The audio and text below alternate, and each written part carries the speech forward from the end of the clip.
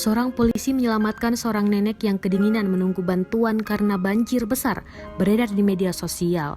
Pada video ini tampak seorang perempuan lanjut usia yang rentah menggigil yang sedang menanti bantuan. Tak lama berselang, datanglah beberapa petugas kepolisian yang mendatangi rumah nenek yang tenggelam oleh banjir pada malam hari.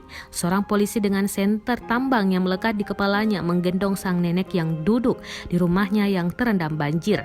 Hujan masih turun saat banjir menghantam Kabupaten Sungai Tengah, Kalimantan Selatan pada Kamis 14 Januari 2021 malam. Rekaman ini mulanya diunggah oleh akun TikTok @adiva023 lalu diunggah ulang oleh akun Twitter @menterihiburan pada Kamis 14 Januari 2021 pukul 17:52 waktu Indonesia Barat. Panjang umur untuk Pak Polisi dan nenek, kasihan neneknya mungkin sudah lama menunggu bantuan dan kedinginan, tulisnya.